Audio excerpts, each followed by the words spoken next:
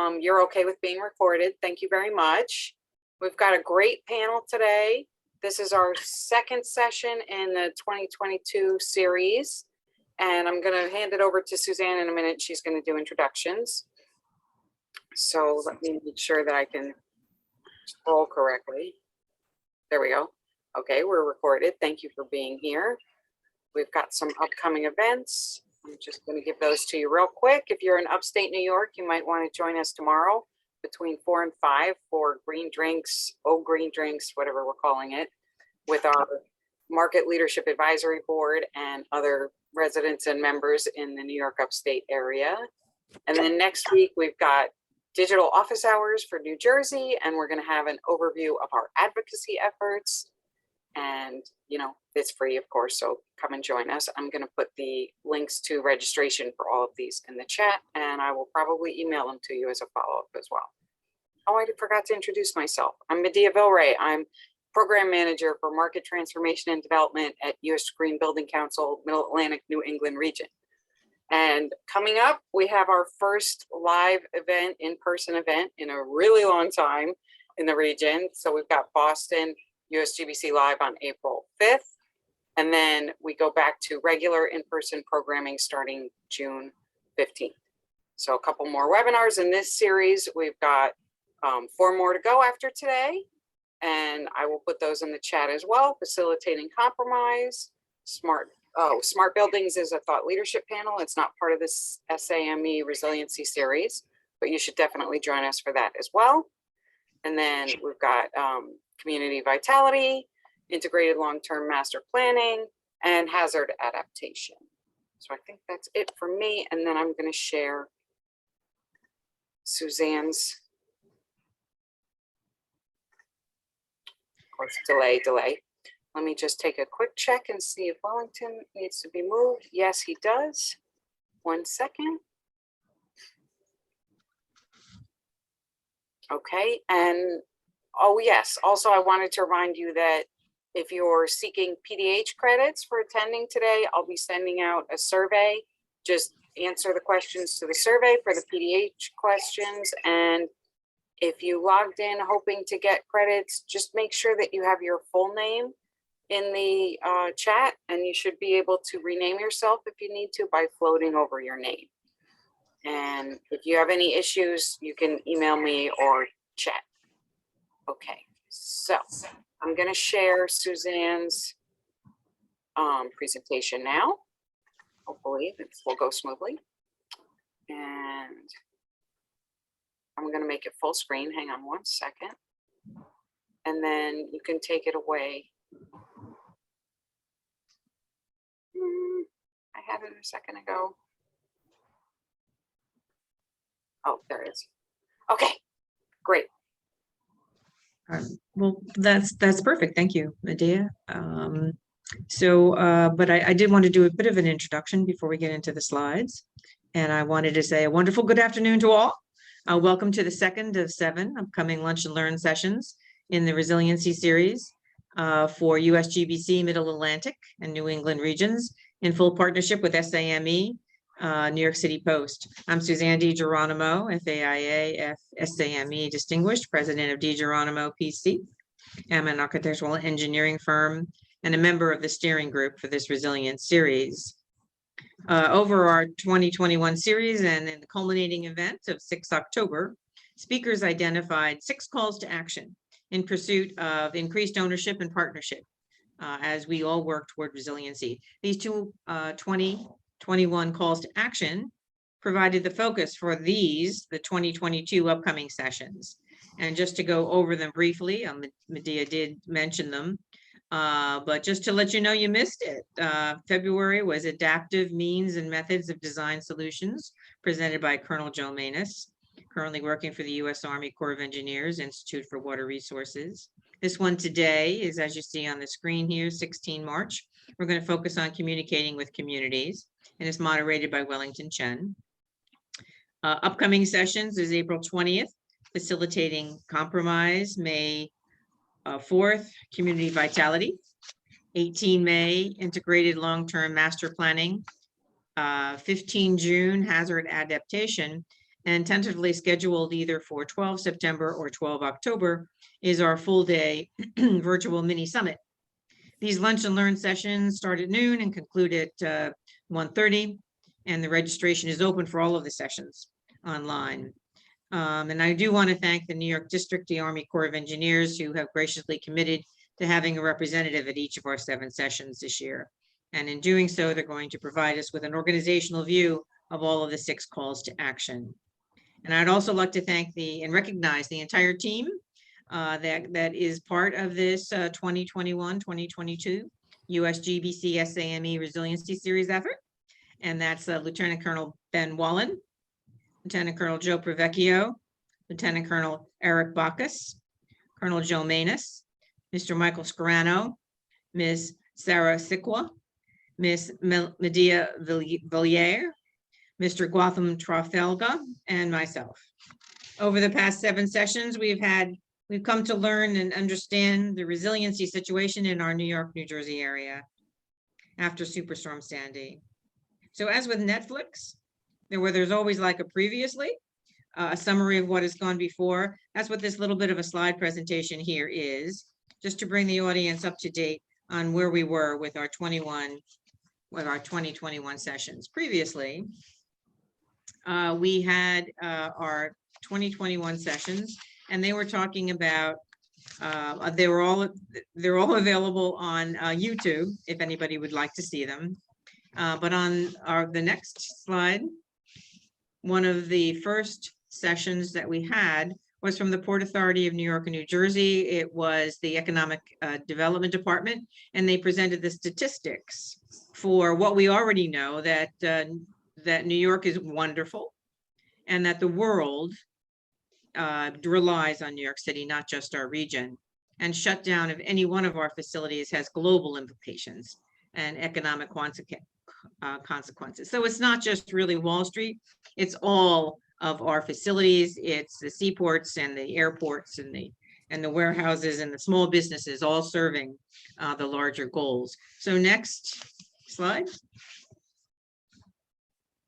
This is from that report. You see up in the top left corner, day 1. So the result of a 1-day facility shutdown just at the airport facilities, New York airport facilities only, is $178 million. 3 days of shutdown in the center there. You see that the consequences is $775 million. And next slide.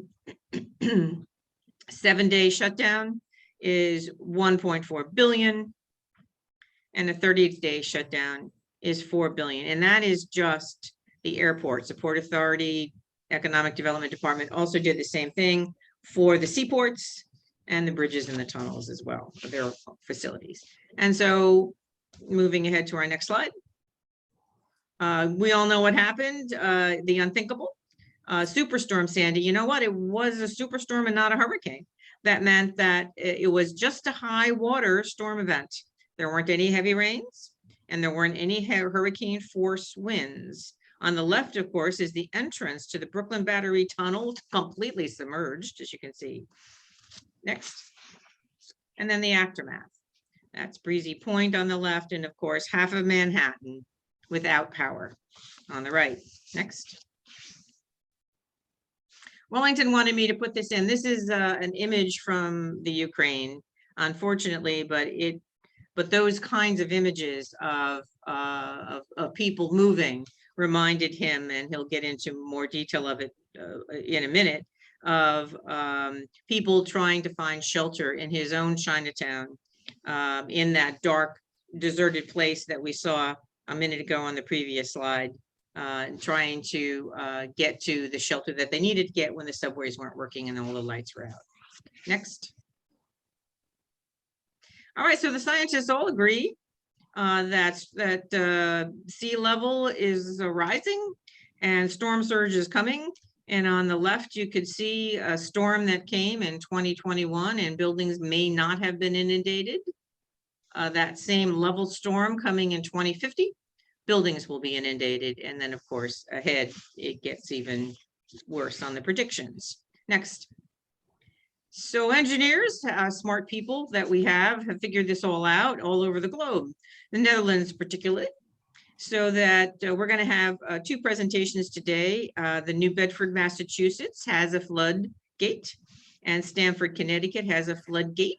So what a floodgate does is it closes at high tide, at low tide, and it allows all of the storm to be occurring on the outside, so that inside the gate is always low tide and isn't the high water levels that are reached before. So next. Also proposed is this Stormgate System, an outer harbor gateway. It's a 5-mile stretch between Sandy Hook, New Jersey, and Breezy Point, Jamaica Bay. There's a couple of other inlets and another one east river barrier. All of them create a circle of protection that will protect New York City and all the way up the Hudson River from storm surge. Next. We're going to talk about some example projects just to have you have an idea of what had gone before, some storm surge barriers and what they do in fact look like. The one in the center is, of course, New Bedford, Massachusetts. And the one on the right is New Orleans, which was built 7 years after Katrina.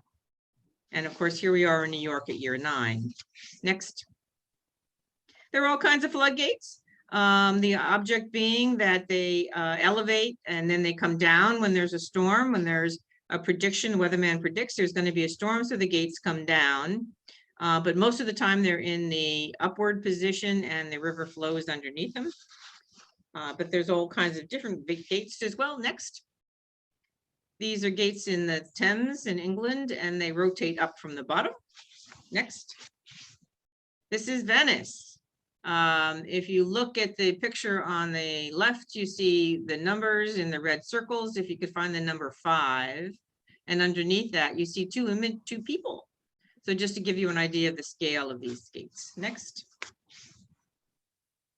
And then this is, you know, like the old saloon kind of swinging doors. You can see that when the gate is closed, the storm surge is prevented, but when the gate is open, the river is totally open. And next, another image of this is the Thames barrier and ships moving through it.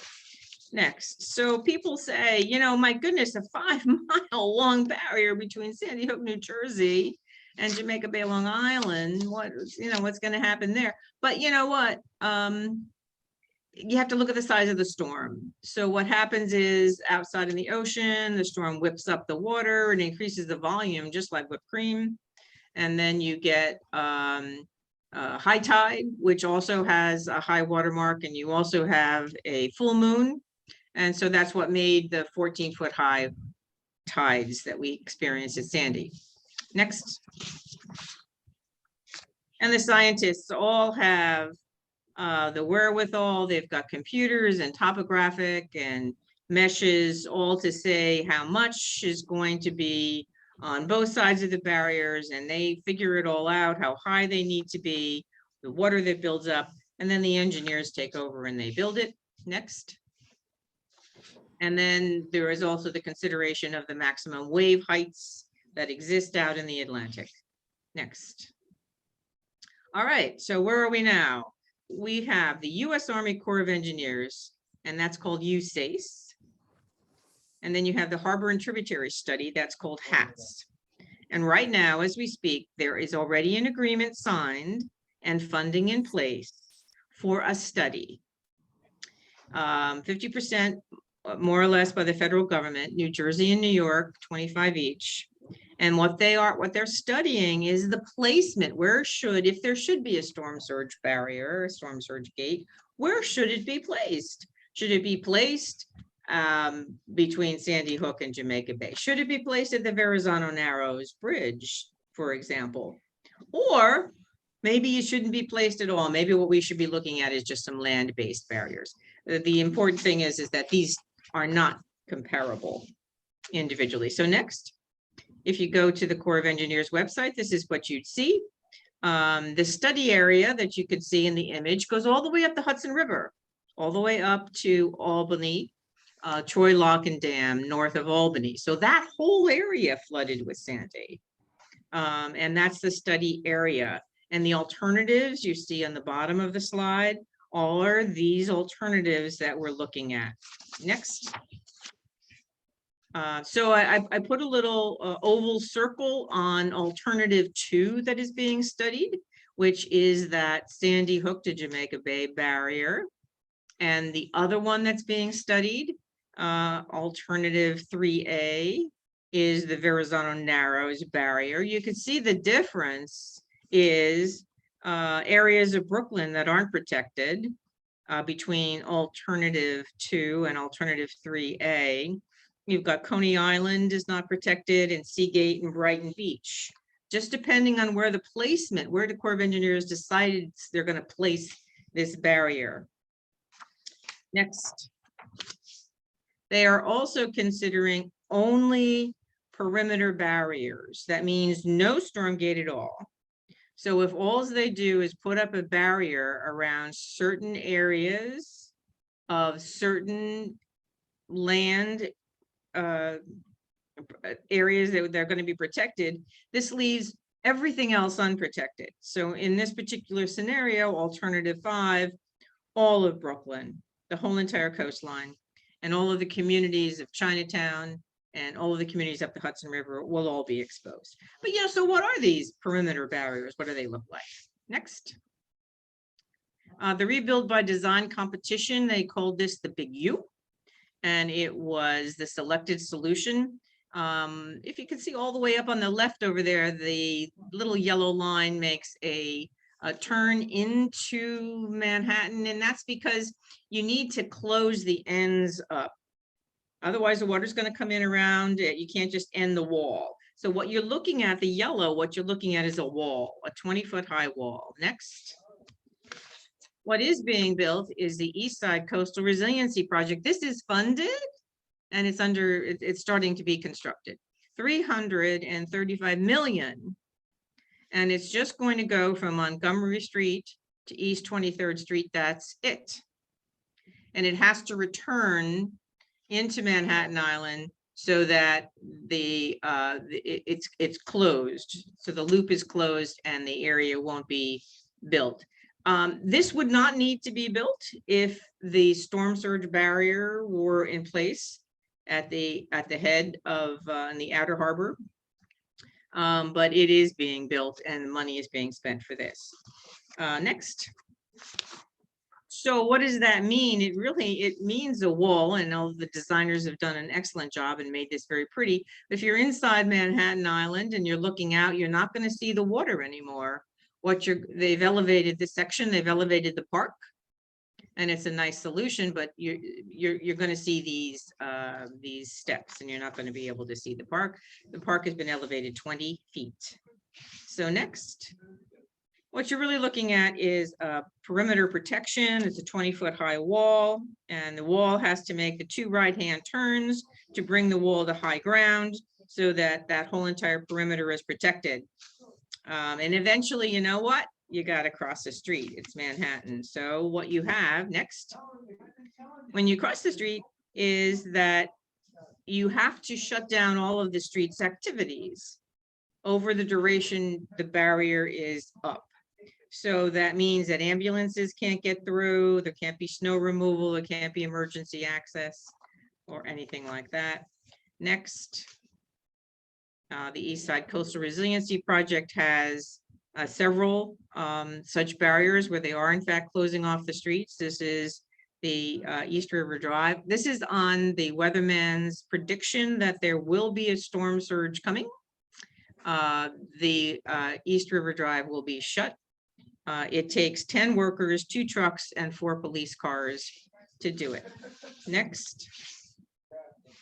This is the Hurricane Isaias, which came for August 2020. And you know what? It didn't happen. It was predicted to happen, but it didn't, which is a good thing. But on the other hand, the crew came out with these inflatable barriers to protect the area and You know what, there isn't really any agency that's involved in getting these temporary barriers up. No single entity. Where are they stored? Repairs to them, they're inflatables. Training drills have to be held. All of this is currently just under consideration for these temporary barriers. Next. Also on the USACE website is this critical infrastructure. You can see it's a pretty colorful map there of all little dots of everything that's critical in the New York, New Jersey area. And clearly you can't have these small little land-based protections and protect everything. Next. And then we also have our environmental justice issues. The map on the left is an insurance map. It's when there is a 1% chance, 1% probability of flood, that's the area that's shown in blue. And I've contrasted that over here with the environmental justice areas. Next is a high ground. It's a slide that Wellington has found. This shows all of the elevations, if you will, of the New York area. So apparently the place to be is Staten Island.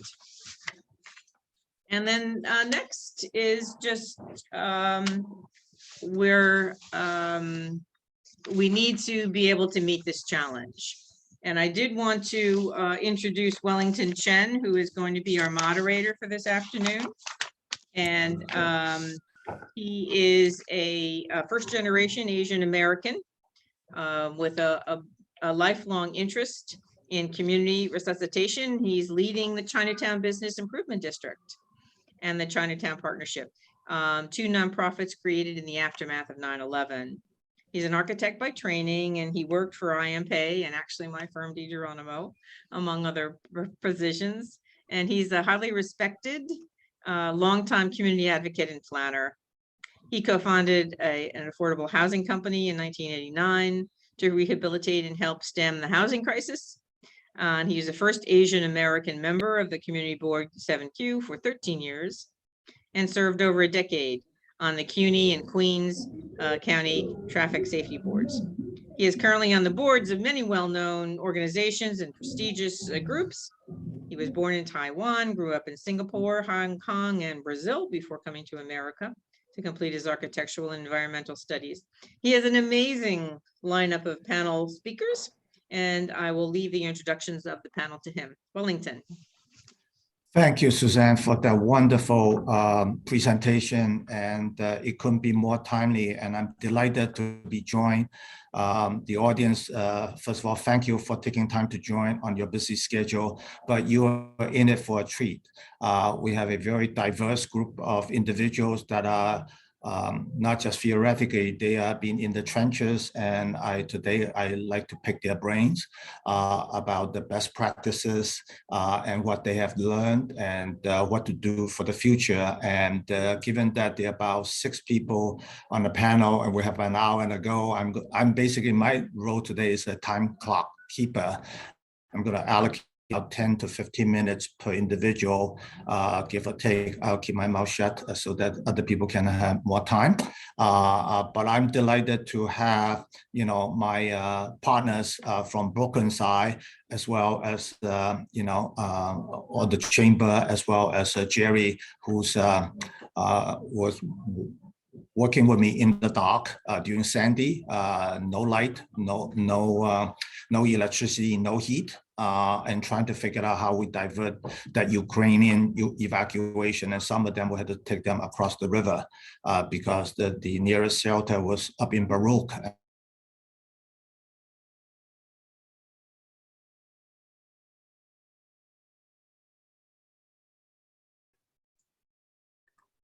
Did he freeze for everybody? Oh, no. Okay. His name is still on the screen. Wellington, we lost you for a minute, but I see you now. I see you. Give it a try again. Melanie, can you hear me?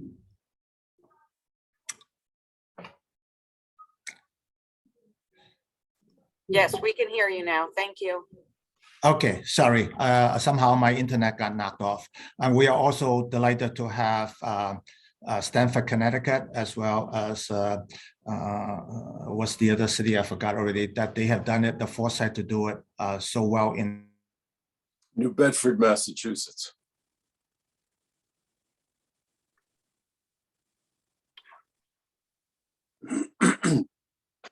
my connection here. I do not know why. So I would love to have Dina from Brooklyn. Why doesn't everyone introduce yourself so that we can go into the conversation? Dina, starting with you in Brooklyn Chamber. Okay, you just want introductions at this point? Yes. Okay, so my name is Dina Grabiner. I'm the Brooklyn Chamber of Commerce. I'm the Vice President of Economic Development and Strategic Partnerships. And the Brooklyn Chamber of Commerce serves the entire borough of Brooklyn. We speak on behalf of our small businesses, both those that are our members and the greater small business community.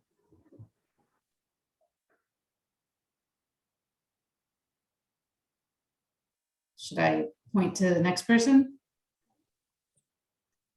Wellington, you're on mute.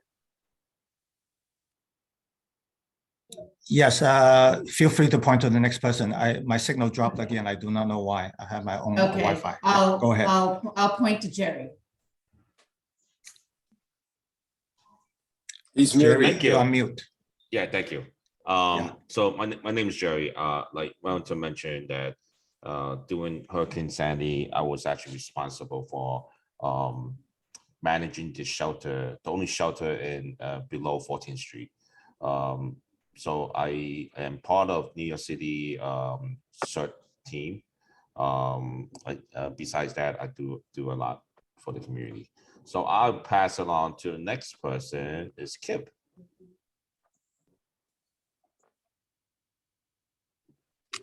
Kip Bergstrom, I'm the Chief Strategy Officer of Northeast Wool, which is a climate venture, but more relevant to this panel, I was previously the Economic Development Director in Stanford, Connecticut, and then later the Redevelopment Director. And I'm going to talk about the Stanford Hurricane Barrier. So maybe we go next to New London. I mean to New Bedford. Yeah, Tony. I'm Tony Sapienza. New Bedford, yes. Yeah, Tony. I chair the board of the New Bedford Economic Development Council, and I am a director of the New Bedford Ocean Cluster. I'm going to speak about the New Bedford Hurricane Barrier, and I'm looking forward to it. Likewise here, Tony. What about Melanie next? Hello, my name is Melanie. I'm in the Marine Conservation and Policy program, graduate program at Stony Brook. I earned my BA in Environmental Studies, Law and Policy last May. I'm the Interactive Media Associate with the Storm Surge Working Group, which is the advocacy group for the Seagate system that Suzanne DiGeronimo mentioned earlier. I'm also a virtual platform consultant with DiGeronimo Architects, and I'm here to speak on outreach campaigns and constituency engagement.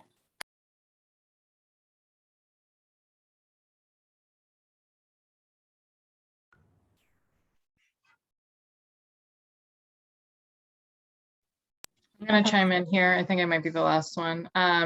So I'm Alexandra Silversmith. I'm the Executive Director of the Alliance for Coney Island. We are a nonprofit membership organization representing the businesses and residents of Coney Island.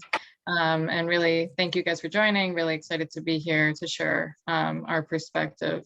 And I think Suzanne really pointed out some of the reasons that it's so important for Coney Island to be part of the conversation. So thank you guys.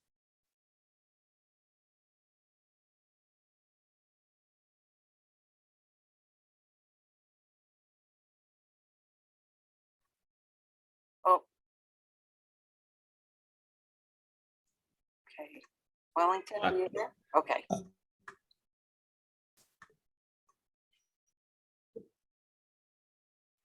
Back to you, Wellington. Yeah, we lost you for a second, Wellington, but I see you're there now. Yes, I keep on dropping. Medea, have you spoken or do you want Ben to go next? Yeah, I introduced myself already. Everybody's all good now, so you can proceed in whatever order you wanted to. Yes.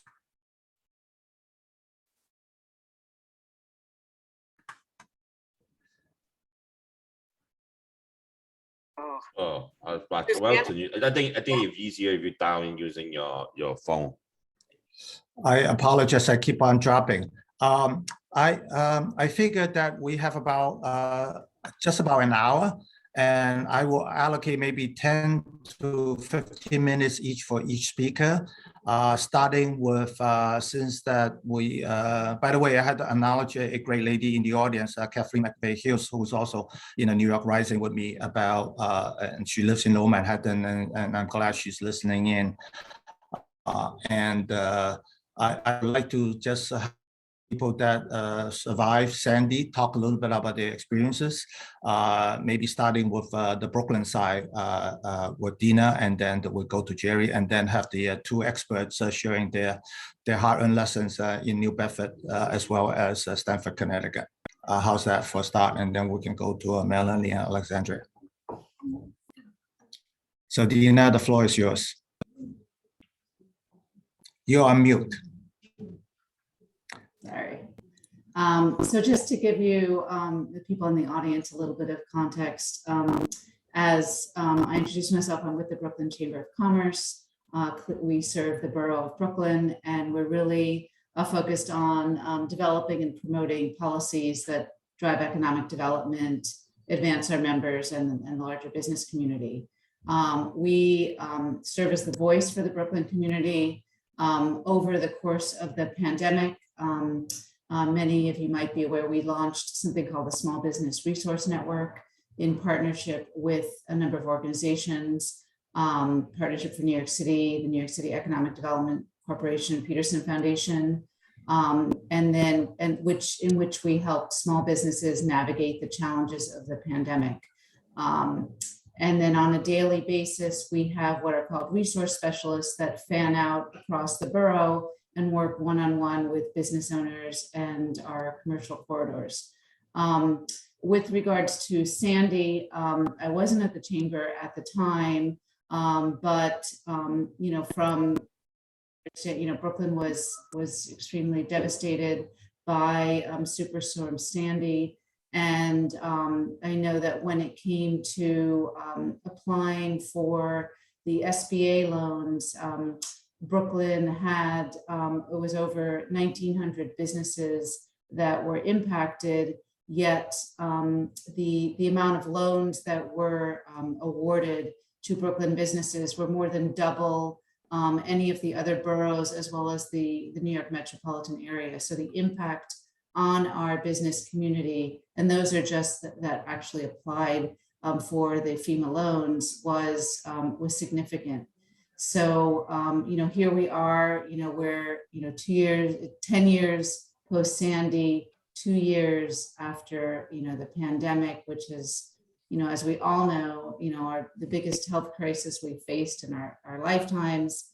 The toll that it's had on businesses, from lost businesses, the uncertainty in the business climate, supply chain issues, worker shortages, rising costs, all of that. As we look at 10 years post Sandy, we are very concerned and are really want to be part of this conversation as the Army Corps of Engineers studies the viability of some of the different options, the different storm gates, walls. It's really important that, not only, Manhattan be protected, but that, the entire, borough of Brooklyn and, kind of the gateway into, the New York metropolitan area really be of highest priority because of the impact. We all know what the impact that Sandy had, and we're in many ways in a weaker position coming out of COVID. Brooklyn is in any other context would be the 4th largest city in the United States. So between our small businesses, our industrial waterfront, our residential community, a really important piece of this puzzle. need to protect. I just want to say, like, in terms of what we're looking for, as the study goes forward, is that, this is taken into account. We all know coastal flooding is a threat, as well as flooding in general. Most recently in October, we had Hurricane Ida come through. And not only were some of the coastal areas flooded, but also we found that many internal areas were flooded. So, we're here to support, post a problem, and we're kind of set up a resource network to help should anything happen. But really, we hope that we can be prepared so that we don't face the economic consequences would be severe, and that we, can really grow and thrive and feel confident that, our not only our business community, our entire community can grow without the fear of not being protected. So we hope that, in this study that we can participate. We are here to engage, and we can reach out to our communities. We have those relationships. And we're here to kind of partner and be there as a resource as the study progresses.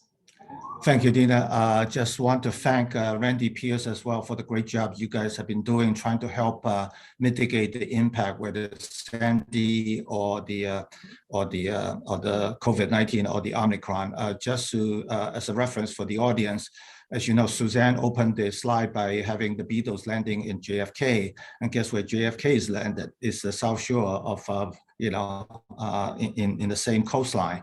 And as well as that, when I asked her to insert that slide, and Suzanne made the comment about that you should live in Staten Island, that big U that's going to cost $10 billion, according to Catherine McVeigh-Hughes on her Facebook tweet post this morning, is not going to protect the East Coast of Staten Island and as well as the South Shore of Staten Island. And as of you, or both of you know, all of you know that the east shore of Staten Island as well as the Southwest, people actually died during the storm surge. So I think this is really a good time to look at, because I firmly believe when I look at part of the reason why Jerry and I got involved with the giving away the Red Cross Gold Bags in 2010, 2 years before the Superstorm Sandy, is that we recognize that in Lower Manhattan, Chinatown is actually your escape route, your evacuation route. Imagine Seaport being flooded,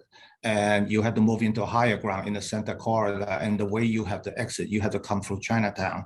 And the next question becomes all those thousands of people that evacuate during that time, how do you disperse them? And we look at the Grand Street, which Jerry's going to talk about a little bit next, the shelter, that can only accommodate maximum a few thousand.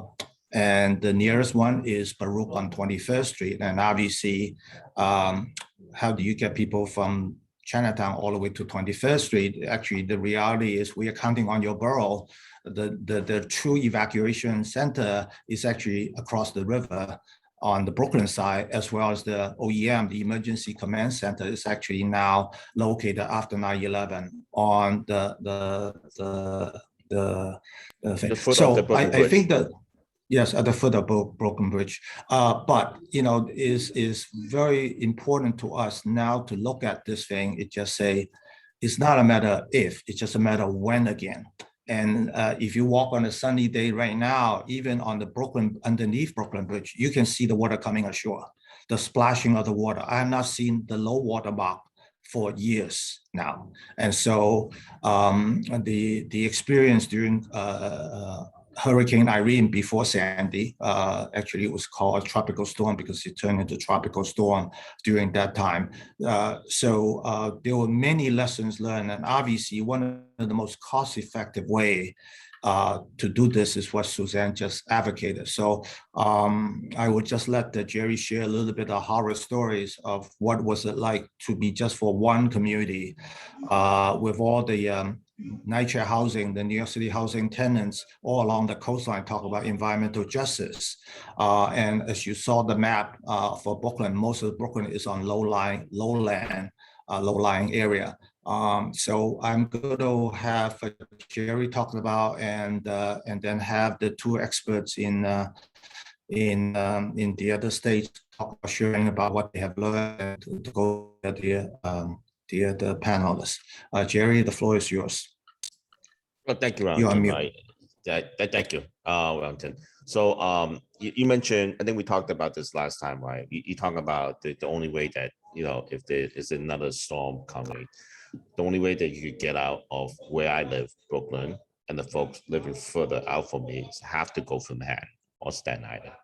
I hate to talk about this in front of all the audience, attendees and stuff. We live on an island, right? We actually live on an island. In order to get out this island, right, we have to go through the Brooklyn Bridge, the Manhattan Bridge, the Williamsburg Bridge, or the other bridges uptown. And then from there, we had to get on another bridge to get out. And after Hurricane Sandy and after all the storm coming in, I was seriously thinking about, and now I'm still thinking about getting a helicopter license and parking the helicopter in Fort Benefit, and if anything, fly over somewhere else in PA and buy a house over there. And that's my escape route. It takes one person or maybe two person that it will back up traffic all the way from, I don't know, I'm just throwing out there, from Lower Manhattan all the way to Long Island. Right, that is insane, right? We haven't thought about this, right? When we do plannings and stuff, we keep telling people either stay in place or escape from to the mainland, which is Jersey. But let's talk about doing the hurricanes and stuff. Right, doing the hurricanes and stuff, and I was not just in Lower Manhattan, I was actually pretty much everywhere. But Lower Manhattan, you got folks that live in the NYCHA building that go along the FDR. But if you do follow the path of the floodgate, all around it is NYCHA housing. Okay, residents, right, could not get into the house, or resident could not leave the house because the storm surge, right, was coming up. Right, I don't know the audience remember that we had a place in Lower Manhattan. Now it's a very expensive building that I cannot afford, Pathmart, right? Underneath Pathmart there was a garage and stuff, right? People actually died, right, because the storm surge came in and they couldn't escape. Right, and they got stuck in there, and they didn't find the body until much later on. Right, so let's go back talking about shelters. So doing when we start losing powers and stuff, people didn't know what to do. The only places they could go to is the only shelter they know is on 14th Street. I had so many people come in shelter. I remember a family came in. It was a lady and two children, and they came in. They didn't know what to do because they make their living, right? They make their living selling art inside the subway station. They couldn't get back home because they live next to the Brooklyn Bridge, NYCHA housing, which is flooded, Smith housing, right? It was flooded. They couldn't get in. They had no food. They had no money. The money they had, whatever is in their pocket. Nothing was open for her to go get kids something to eat. Either she had to go across the Brooklyn Bridge, the Brooklyn side, or go up to 14th Street, right, to get light. There was a picture that in the beginning of the presentation, and you're 100% right. If you below 14th Street, you have no light, right? I wish you guys were there and Wellington was there, kind of experience what I experienced. People were desperate. Most of the people that were coming to the shelter are people that from the immigrating communities and stuff. Didn't understand what's going on. We had folks that live in Battery Park Tunnel. I'm getting a little bit emotional talking about it, right? We have folks that live in Battery Park Tunnel they kind of stay at home because Battery Park City, right? Quite Battery Park City. Some of the buildings had their own generators. They was able to kind of continue running powers, right, for the residents. The immigration community, right, wasn't hold on one second. I'm sorry, someone's screaming over there. The immigration community, right, did not have the luxury of having a generator to kind of help them with that. Right. So building a storm gate that I'm looking at the picture in the beginning, right, it's a great idea, right? But who are we really protecting? If you notice that anything, take Coney Island, for example. I grew up in Coney Island too. I live in Coney Island. Right. So the flooding, right, did not came from the hurricane. The flooding came from the storm surge that came from the back of the creek in Coney Island, where I used to go fishing when I was a kid. Right. So I mean, I could go on and on and on and on. I don't want. Yeah. I don't want to let. I want the expert to talk. Yes. Thank you, Jerry. Just want to echo what Jerry has said, is that very much we have experiences of people coming, restaurant owners from Coney Island coming to Chinatown for help. So it shows you how interconnected we are. Because her restaurant along the Coney Island area was not only flooded, but her neighbor had a fire, and so she had to run to Chinatown for help, which we could not help her much because we were, even though we had the emergency command center. The point being that we are so depending on one another, and obviously even from about you, if you build that big $10 billion, it still does not protect the low-lying areas of whether Staten Island, JFK Airport, or Coney Island, or Brooklyn, or any other boroughs. So I would love to have here Tony talk about, I admire these gentlemen between Kip and Tony about their community years, decades ahead of us, recognize just as, Venice is doing, or Netherlands is doing, or even New Orleans is doing, that Mother Nature is not kidding with us, and she doesn't wait for anyone. So Tony, I would love to have you share the history a little bit behind, as well as what to do and what not to do. What are the lessons that we can take away from your great example? Well, let me start by saying that the New Bedford hurricane barrier did not come about because we even knew what global warming or climate change were. The phrases did not exist in 1962 when construction started. The barrier was built as a direct result of Hurricane Carol in 1954 that flooded, I don't know, I think it was 1,400 acres of land in the New Bedford port, and the construction was driven primarily by the fishing industry and the businesses that located. There was no concept of environmental justice. We weren't protecting communities of people. We were protecting the port so that we could continue to do business in the port of New Bedford, and that's a significantly different situation that exists today. We were very fortunate that the end result was the creation of this hurricane barrier, which, just to put it in perspective, is about 24 feet tall. It's actually taller than the Wall of China, and it's actually wider than the Great Wall in China. Of course, it is shorter, it being only 3.5 miles long. It consists of four separate dikes that protect the cities of the city of New Bedford, the town of Fairhaven, and extends about 3.5 miles. The flood protection actually extends about 3.5 miles up the Acushnet River to protect those lowland areas. And in fact, these dikes protect about 85% of the land that was flooded during Hurricane Carol in 1954. So it's a significant achievement in terms of protection.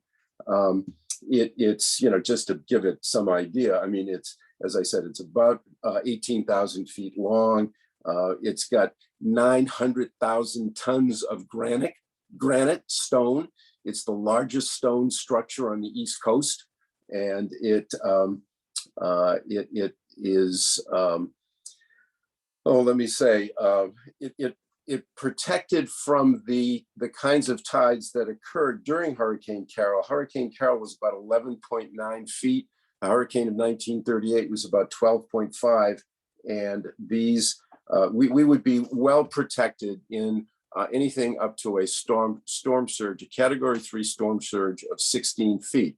However, that's before ocean rise. And in fact, if we have ocean rise over the next few years, we will not have that level of protection. And we know that in the future, quite frankly, we will be at a, if sea levels rise up to 2 feet, which we certainly think is going to happen in the next 50 years, this barrier will fail in Category 3, in a Category 3 storm. So one piece of early advice is, at the core, you have to think bigger than what we know, because we just don't know what kinds of mitigation is going to take place in the future. But to give you an idea of what the barrier has accomplished, it has meant that the Port of New Bedford is and continues to be for 20 years in a row, the highest grossing dollar volume fishing port in the United States of America, with over $460 million worth of landings. We get more fish from a dollar value point of view in New Bedford because it is a protected harbor. Fairbanks and Alaska, Dutch Harbor, actually have gross poundage that is greater, but they harvest things like pollock and salmon, which are much cheaper than scallops.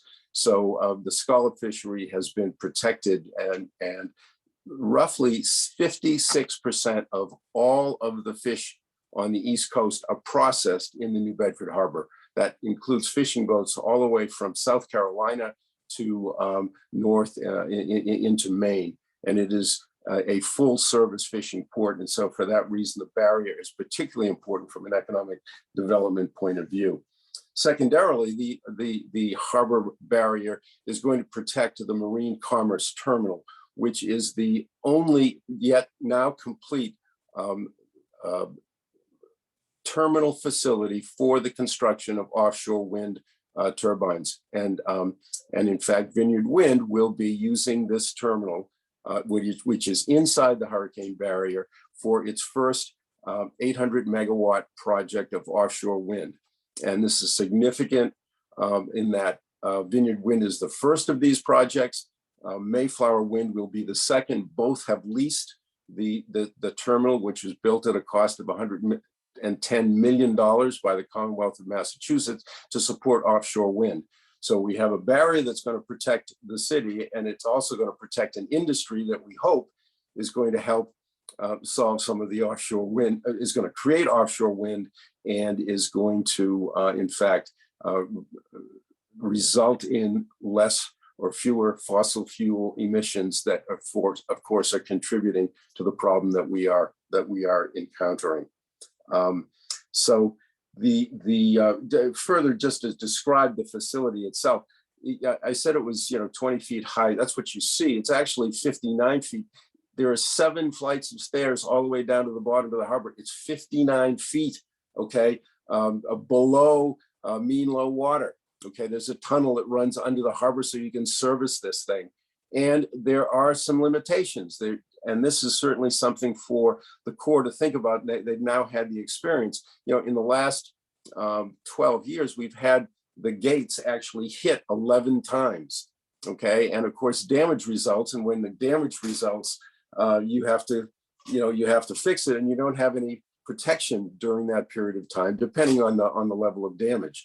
The gates themselves are about 150 feet wide. We typically have 55, 65, and 75 foot wide fishing boats going through. And in offshore wind, we're going to have barges that are as wide as 105 feet.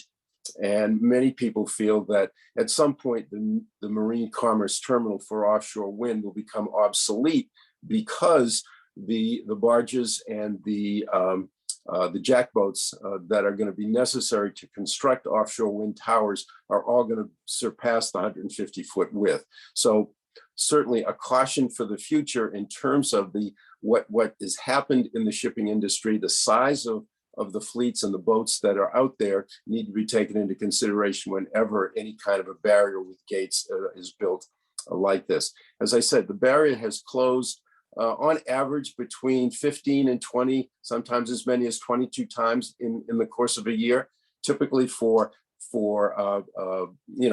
potential weather events, or certainly for just for high tide. I mean, when we have an astronomical high tide, we close the barrier. We do not close the gates on the streets. There are 3 gates that close off 3 of the streets in New Bedford that will do not always have to close, but during a hurricane type of event, yes, those gates close as well. And those parts of the city are, unlike New York, though, these parts of the cities are not restricted.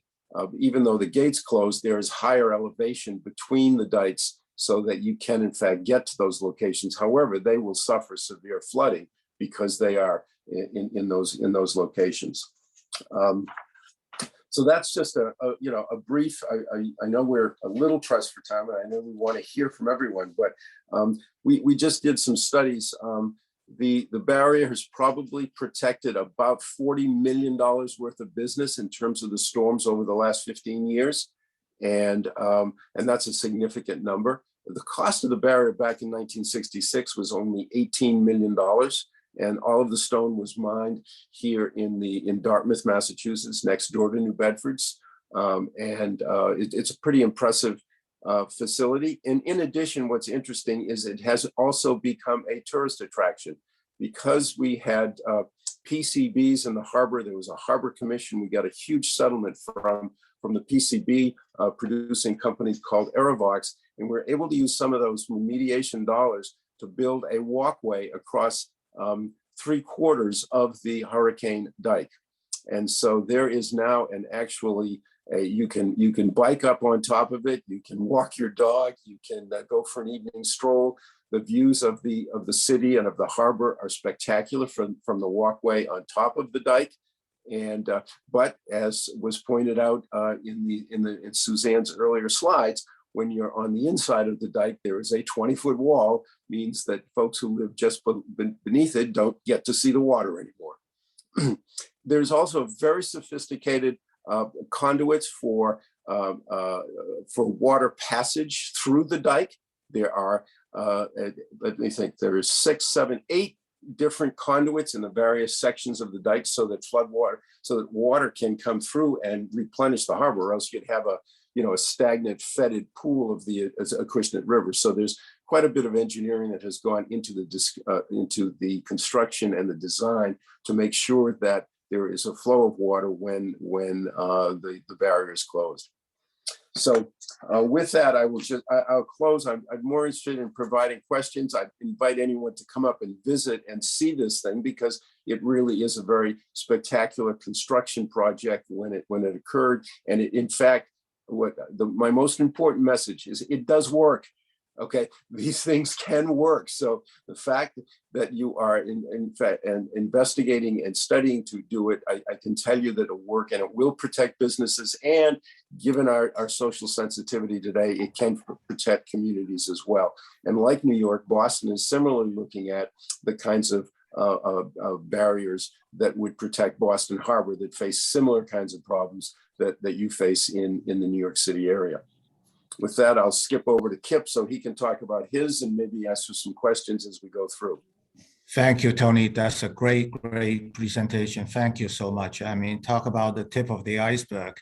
And now I understand what Suzanne's diagram of that figure number 5 of the man walking underneath the Venice area is about. And also to your point and to Suzanne's excellent point earlier, imagine we had to build a bathtub around Lower Manhattan, and the height has to be higher than FDR Drive.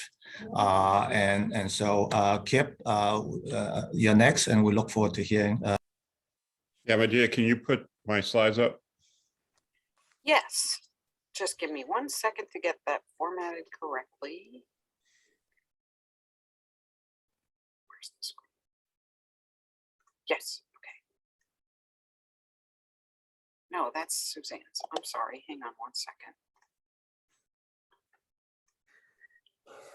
Suzanne's presentation does not want to go away. No problem. Later on, we're going to open the floor for some questioning. After Kip will be Alexandra Silver. I didn't get a chance to Silversmith to have her speak, and so after Kip. So this is can you do the full screen again? But this is a map of the Stanford hurricane barrier. It's 2.5 miles, has 3 pump stations. You can go, yeah, so go to the next slide. So as in New Bedford, it was built after Hurricane Carol in 1954. There was a much more disastrous hurricane in 1938. So it took almost 20 years and a second smack in the side of the head to get the city officials to move from talking about a hurricane barrier to actually building it.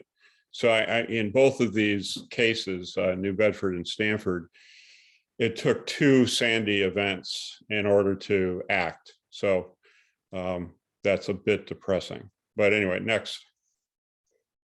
So there was a study done of the impact of Sandy on flooding around the tri-state area, and a couple of the next 2 slides are from that. You go to the next one. So this is a hurricane barrier in Stanford closed. On the left is the harbor and on the right is the ocean. So with Hurricane Sandy, you can see how close it came to the top of the barrier. So there's been some projection, and I think this is now sort of dated, but 3.5 foot sea level rise by the end of the century. If you had a Sandy level event with that amount of sea level rise, which unless we stop climate change, it's going to happen before the end of the century. But the next slide shows you what happens. Go on to the next slide. Yeah. So this is the coast of Stanford. The big kind of island shape at the bottom is Chapin Point. The south end of Stanford is that area of purple and fuchsia, I guess. It's where Pitney Bowes had its factory and where Harbor Point, multi-billion-dollar mixed-use development, was built, starting in about 2008. So over the last 10 years or so. And then the downtown area is that yellow on top that gets flooded again as well. All of that area, all the area that you're seeing there, or most of it, it was protected under Sandy by the hurricane barrier, but it gets overtopped, and all that area that the barriers were intended to protect and was developed in part because of the barriers, all gets flooded again. And it's more than a fishing industry. It's, Stanford at one point was the #2 site for corporate headquarters in the country after New York. I mean, they were all New York companies that moved to Stanford. And that happened starting in the 60s. And so the hurricane barrier had just been completed. And it's not coincidental. It's one of the reasons why Stanford became the major business satellite to New York City. And then some decades later, in the redevelopment of the South End, which is between those 2 branches of the harbor in the center of the picture, that redevelopment, I don't think they could have gotten flood insurance for that were it not for the hurricane barrier. But here's the thing. Nobody in Stanford that I know of is thinking about the fact that the hurricane barrier becomes irrelevant with sea level rise. They're quite complacent about it. And, I know the folks reached out to the current economic development director and the head of the downtown business group, to be the panelist for this event. And they took a pass. You know, I was, I don't know, economic development director 3 or 4 directors ago. And why is it me that keeps thinking about this and not the current leadership in the city? I just think the tendency is to get complacent over time. One, to take too long to build the thing after one event, takes 2. And then once you build it, to kind of forget about it. So I would say, don't wait for a second event. Like Jerry said, build it high, build it wide, and keep thinking about it. Don't get complacent. So we can talk more, but that's my 2 cents. Thank you. That's a great presentation. Thank you so much. Lesson learned. I would add to Kip's presentation just to say it's absolutely essential that there be political leadership so that you don't have what Kip is talking about. We have a visionary mayor who is, you know, absolutely on top of the fact that the hurricane barrier is only good for so long, and we need to be doing a hell of a lot more. And you know, our involvement in offshore wind has certainly propelled some of that discussion as well. But it is essential that you don't take the situation complacently. It is absolutely essential that we do everything we can for resiliency in New Bedford, because the barrier, as we both have said, both of these barriers are not going to do the job, you know, if we have 2 and 3 or 4 feet of sea level rise. Excellent point as well, because just think about, you know, the wind turbine that now is being proposed for New York State. This is really, there couldn't be more perfect timing to start preparing for the next storm. Alexandra, didn't get a chance to, this is your turn. Sure. So I'll be quick because I see we're running out of time. I know we have 20 minutes and I know we wanted to allow for some questions.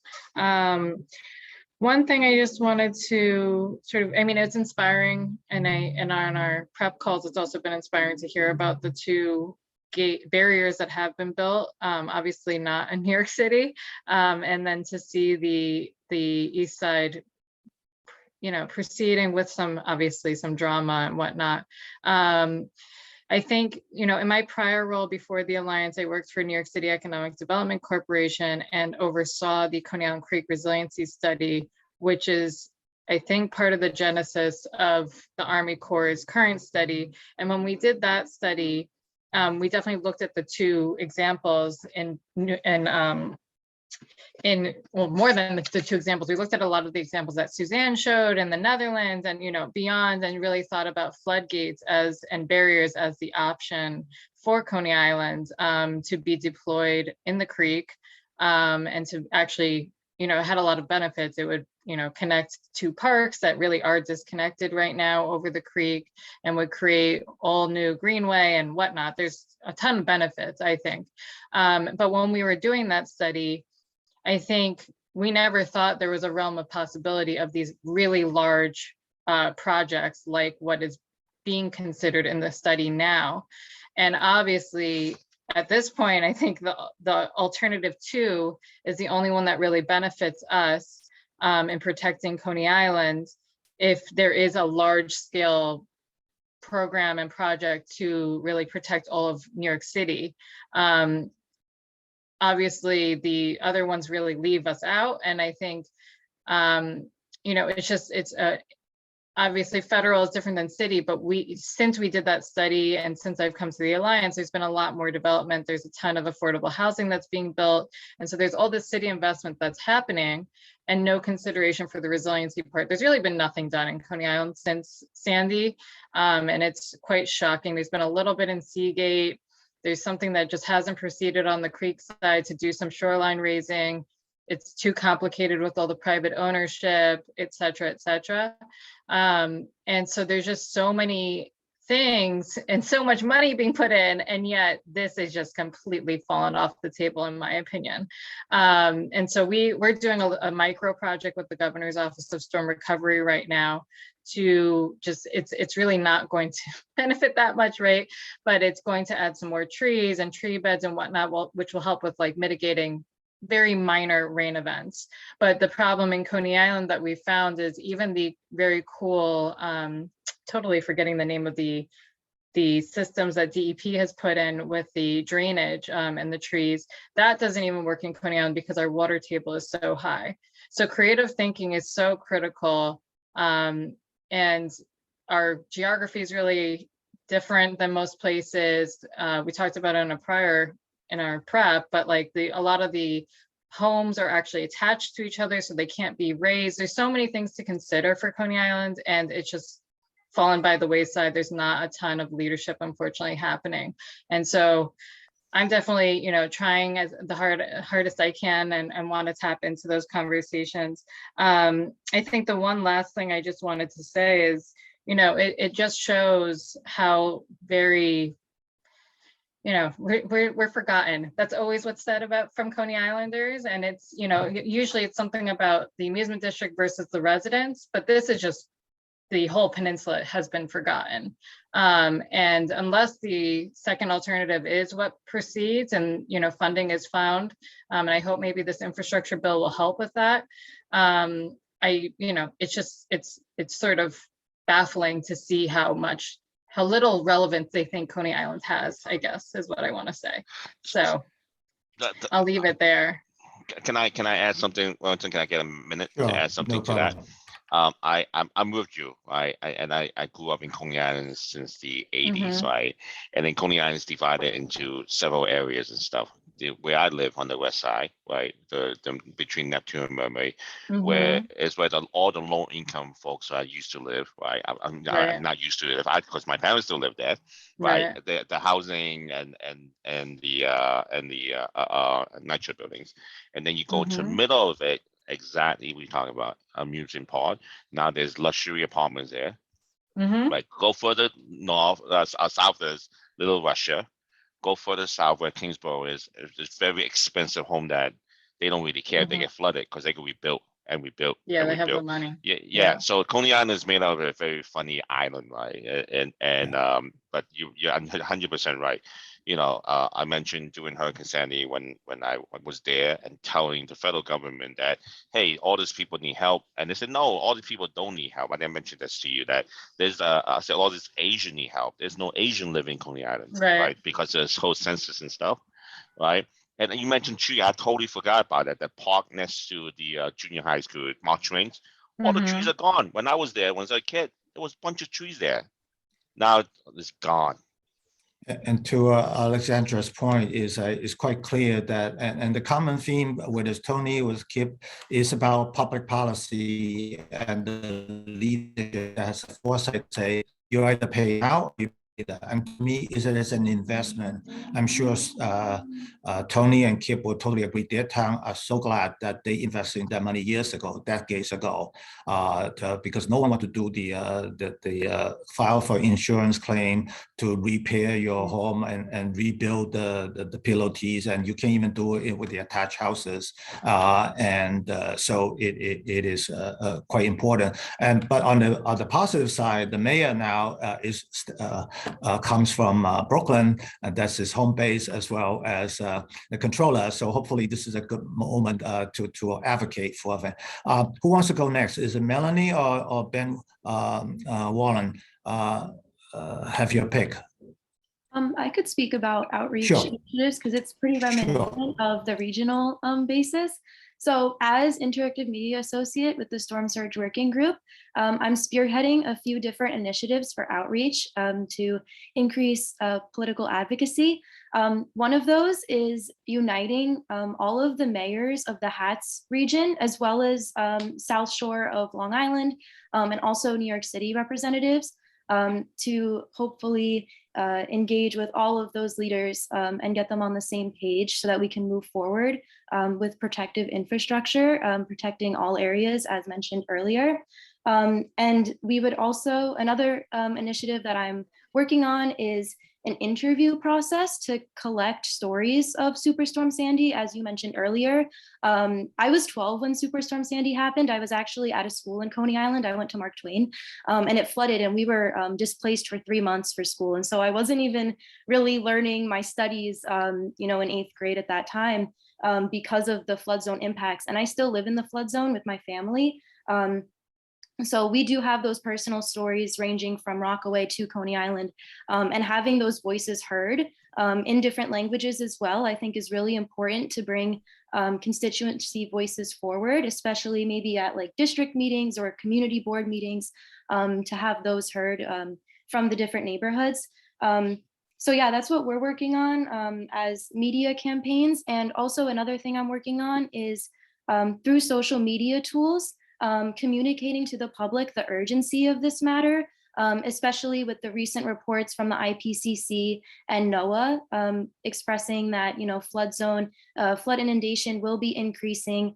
Sea level rise is increasing faster on the East Coast compared to the West Coast. And sunny day flooding, which is a major concern. You mentioned that, you know, Superstorm Sandy was that event without rain and just that storm surge. So it is really important so that the public is aware that this could happen again, and why it might be happening based on those technical reports that, you know, most people might not dive into themselves. So with all of these different outreach initiatives, we're really trying to get everyone on the same page, which has been the problem over the last 10 years as I've gone through my education, and I've realized, and of course you all have mentioned that as well. So those are the different things that we're working on through media, using social media tools and what we have available. Yeah, so I hope I can update that. And especially since it's the 10-year anniversary of Sandy in October, it's really important that we use these coming months to gain that constituency support and let people know that this still is an ongoing conversation. And I'm actually visiting Mark Twain tomorrow and teaching science talent for the day to tell them about my experience 10 years ago and how this is still really relevant to them. And maybe have them reach out to some council members as well. So we need all hands on deck, and that's my goal. Yeah, thank you so much, Melanie. That is a wonderful story. It reminds us of how long, since Sandy, and yet we are just, even just for the big U, it's just on going to Monroe Street only, is still just to cover lower tip of Manhattan. Even that is completed. Don't forget, all it takes is one breach and it will come in. And people forgot that in 1832, we had that giant flooding. The Hudson River met up with East River south of Canal Street. And so when water rises or water, even on a sunny day, the sunny day flooding phenomenon is already occurring. I do not know, I see Suzanne is coming on board. Does Ben Warren want to speak, or should we get into the conversation about the questions and answers? We should get into the conversation. Ben's okay. on as audience. So okay, good. All right, thank you. Welcome, Ben. So I guess the couple of takeaways that I can get sense from Tony and Kip is obviously don't think small, because clearly right now, as I told Suzanne, I met up with some of the consultants that are doing the big U, and they clearly know that. Big U will not solve the problem for Staten Island, will not solve the problem for Queens or Coney Island or Brooklyn or Hudson River. And when I asked him this, I said, why aren't you speaking up? He said, I don't mind being paid twice. And so I think that's the big lesson that we had to think broadly from Tony's point of view, and also to stay vigilant, because we always assume we have more time than not. So I open up the floor for question. If you had to do it over again, what would you do differently between Kip and Tony?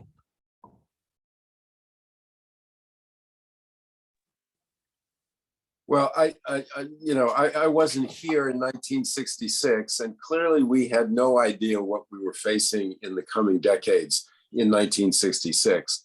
I think what I will say is this. First of all, the idea that you're talking about a 5.5 mile barrier. I mean, that's imminently doable. Okay. I mean, if I've got a 3.5 mile barrier in little old New Bedford, Massachusetts, there's no reason why New York City can't have a 5 or even a 7 mile barrier if that's what's necessary to protect the entire harbor and Coney Island and Staten Island, because you have to be thinking in those terms, given the lack of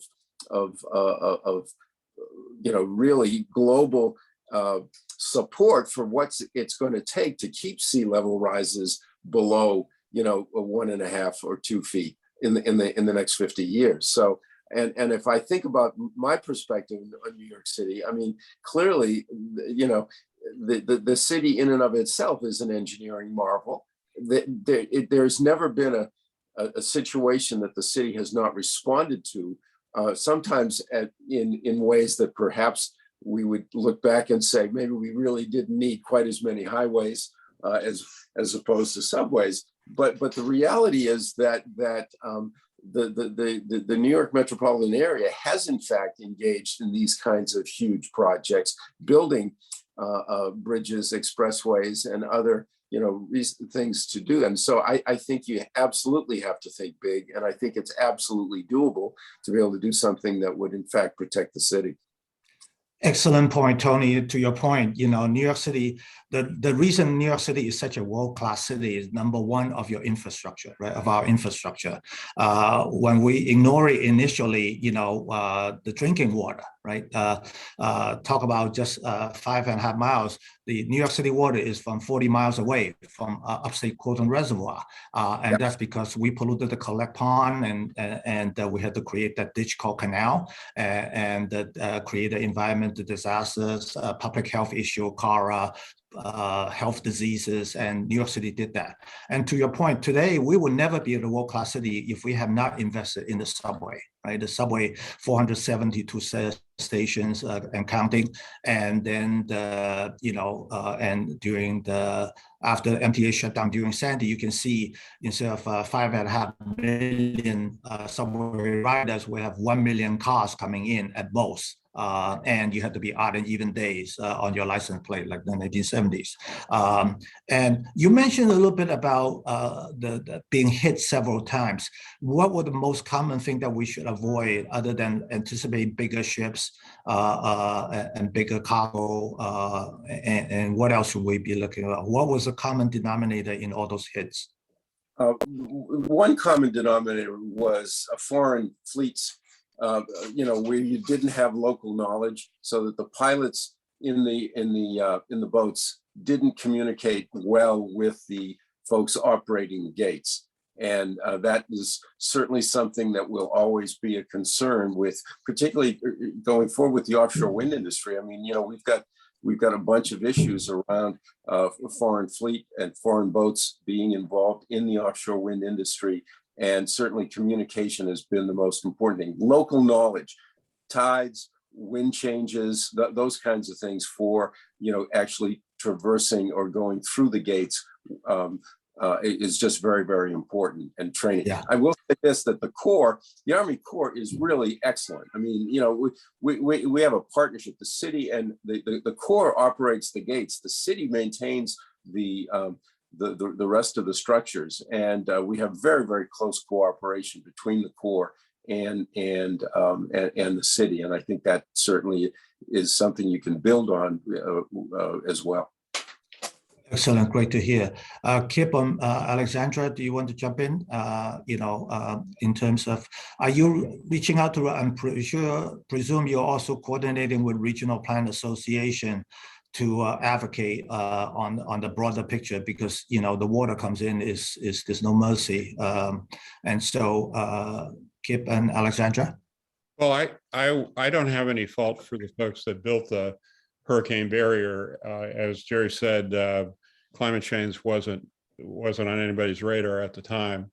My fault would be with the current leadership that thinks they're okay with the current barrier, and they're clearly not. I mean, you saw that picture of how close Sandy came to overtopping it, and if you have essentially any amount of sea level rise, it's going to go over, and the amount they're talking about is going to go way over. And it was so fundamental to the redevelopment of Stanford as a business center, and the redevelopment of the South End as a mixed use, mostly housing development. So there's a lot at risk, and people aren't paying attention really. So that's what I would fault. And it's fixable. You can raise the level of it. It's, you built it once, you can build it again. Yeah, you remind me of the famous story of the German Kaiser want to threaten Netherlands by invading, and the Kaiser said to the Queen of Netherlands, just says, you know, my soldiers are all over 6 foot tall, and the Queen replied by saying, you know, our floodgate is higher than that. And so it just so Melanie or Alexandra, do you have any questions? We have about 2 to 3 minutes left. No, I don't have anything. I think the biggest thing, the challenge now is just we have a changing landscape of elected officials right now. Our state senator is deciding to not run again, and we have a new council member and obviously the new mayor. So it's actually going to be interesting in terms of advocacy to start ramping up again. It just clearly wasn't a priority of the last administration, unfortunately. So. Yeah. And Suzanne or Medea, do you want to say anything? Well, we do want to wrap up to keep everybody on time, if that's okay with you, Wellington. But I do want to thank you. Thank you. I do want to thank you and all the panel members on the behalf of USGBC and SAME, the Resiliency Series planning team. And we appreciate all of the fellowship and enthusiasm and energy of the session today. And I have a small token of gratitude. I have a certificate of appreciation, which will be coming to all of your email boxes shortly. And I want to thank everybody who attended today. I hope you found the topic enriching. And Medea is going to be sending out a survey, and please follow up and let us know what some other topics could be that would be of interest to you. And we hope you all have a wonderful day. The USGBC SAME Lunch and Learn Planning Committee certainly look forward to having all of you join us. Don't forget, April 20th. Thank you. Thank you so much. Thank you, everyone. Okay, bye-bye. We should visit New Bedford. Yeah. Okay, bye-bye. Hey, I have to run, have a meeting, so we'll catch up later. Okay. Thank you.